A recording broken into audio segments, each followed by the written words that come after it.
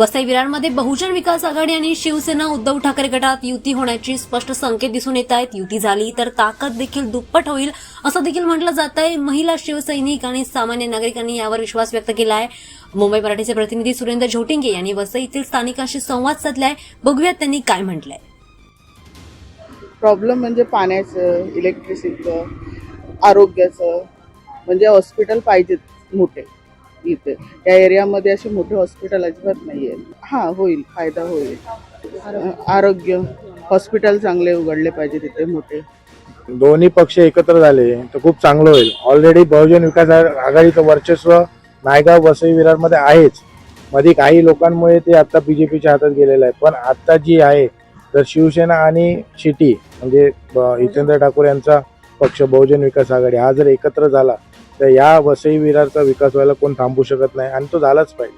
आणि ही चांगली गोष्ट आहे रहिवाशांसाठी। शेवटी नगरसेवक असल्याशिवाय वरच्या आमदार खासदार पण काहीच करू शकत नाही। महानगरपालिका ज्यांच्याकडे आहे ना तोच या नगरांचा विकास करू शकतो।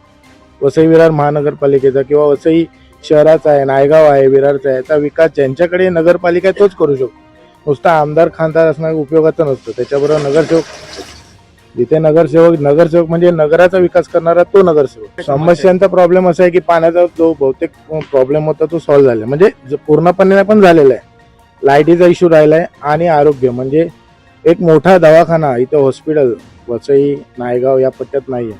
काही नॉर्मल आपल्याला फर्स्ट एड मिळतं, पण काही मोठे उपचार असेल किंवा तर मुंबईला पळावं लागतं। तर त्याच्याबद्दल आता जी पार्टी निवडून येईल काही जी आपली युती झाली यांनी याच्याबद्दल जास्त विचार करून लोकांसाठी ह्या समस्यांवर काहीतरी पर्याय काढावा आणि एक हॉस्पिटल आपल्या या नगर या दोन याच्यासाठी द्यावं, एवढीच आमची इच्छा आहे। अक्षरशः फायदाच होईल, कारण का लोकांचा जो विकास करायचा आहे त्याच्यासाठी ते आवश्यक आहे। असं बहुजन विकास आघाडीचा तर आहेच आहे, पण त्याच्याबरोबर आमचा पण आहे, म्हणजे उद्धव बाळासाहेब ठाकरे आमचा पण आहे। असं एक पाण्याचा विषय आहे, आरोग्याचा विषय तर खूपच आहे, कारण ते हॉस्पिटलची वगैरे सोयीच नाही।